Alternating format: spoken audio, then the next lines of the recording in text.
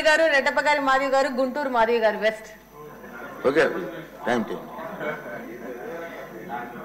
అధ్యక్ష, ఈరోజు చాలా మంది కూటమి ప్రభుత్వం వచ్చాక పేదల ఇళ్ల విషయము ఏమి ఆలోచిస్తున్నారు ప్రభుత్వం వారని చెప్పేసి పదే పదే పేదలు వస్తున్నారు ఇంటి దగ్గరికి. దాని మీద ప్రభుత్వం ఏమి చర్యలు తీసుకుంటుందో దాని గురించి అడుగుతున్నాం అధ్యక్ష. అలాగనే గత 5 సంవత్సరాల్లో పంపిణీలో చాలా అవకతవకలు జరిగినాయి అధ్యక్ష. మా దృష్టికి వచ్చిన విషయం ఏంటంటే ఇళ్ల స్థలాలు ఎవరికి ఇచ్చారో లబ్ధిదారులకు తెలియని పరిస్థితిలో లాస్ట్ 5 సంవత్సరాలు ఇళ్ల పంపిణీ జరిగింది అధ్యక్ష. చాలా మంది ఇప్పుడు ఇల్లులు కావాలని వస్తే వాళ్ళ ఆధార్ కార్డు నెంబర్లు నొక్కితే వాళ్ళకి ఆల్రెడీ ఇల్లు శాంక్షన్ అయిపోయినట్టు దాంట్లో వస్తా ఉంది అధ్యక్ష. దాని పరిస్థితి ఏందని మంత్రి వారిని అడుగుతున్నాను అధ్యక్ష.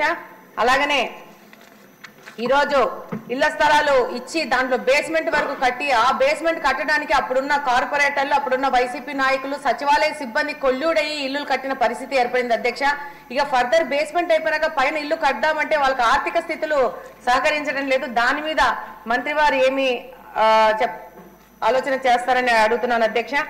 అలాగనే ఒక్క సర్వే నెంబర్లో 2-3కి ఇల్లులు ఇచ్చిన సందర్భాలు ఉన్నాయి. వాళ్ళు మా ఇల్లు ఎవరు ఆక్యుపై చేసుకున్నారని చెప్పి వస్తున్నారు. అక్కడ చూస్తే ఆ సర్వే నెంబర్ మీద ప్రభుత్వం వారే 2-3 వ్యక్తులకి ఇల్లులు ఇచ్చిన సందర్భాలు ఉన్నాయి. దాని మీద ఏం యాక్షన్ తీసుకుంటున్నారని మంత్రి గారిని అడుగుతున్నాను అధ్యక్ష. అలాగనే జగనన్న కాలనీలని గత 5 సంవత్సరాలు కాలనీల కోసము స్థలాలు ఇచ్చారు. ఆ స్థలాలు ఎక్కడున్నాయి అని అంటే కొండల్లో, గుట్టల్లో, రాళ్లలో ఉన్నాయి అధ్యక్ష. అక్కడ నీళ్లు లేవు, రోడ్లు లేవు, తాగనీకి మంచినీళ్ళు లేవు అధ్యక్ష. దీని మీద మంత్రి గారు ఏ విధమైన చర్యలు తీసుకుంటున్నారని మీ ద్వారా అడుగుతున్నాను అధ్యక్ష.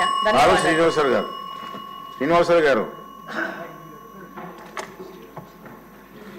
ధన్యవాదాలు అధ్యక్ష.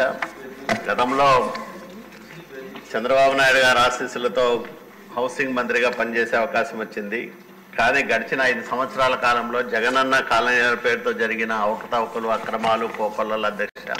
అప్పట్లో పెద్ద ఎత్తున వేల కోట్ల రూపాయల పేదల పేర్లు చెప్పి వైసీపీ నాయకులు స్వాహా చేశారు అధ్యక్ష. దాంట్లో భాగంగానే నా నియోజకవర్గం రాయదుర్గంలో కూడా దాదాపు 6 కోట్ల రూపాయల కుంభకోణం జరిగింది అధ్యక్ష. వైసీపీ గుమ్మగట్ట మండల కన్వీనరు కాంతారెడ్డి, తర్వాత నేత్రపల్లి భీమిరెడ్డి అనే 2 వ్యక్తులు ఒక దాదాపు 7-8 మంది లబ్ధిదారులతో ఈ 6 కోట్ల రూపాయలు స్వాహా చేశారు అధ్యక్ష. చాలా దయనీయం అధ్యక్ష.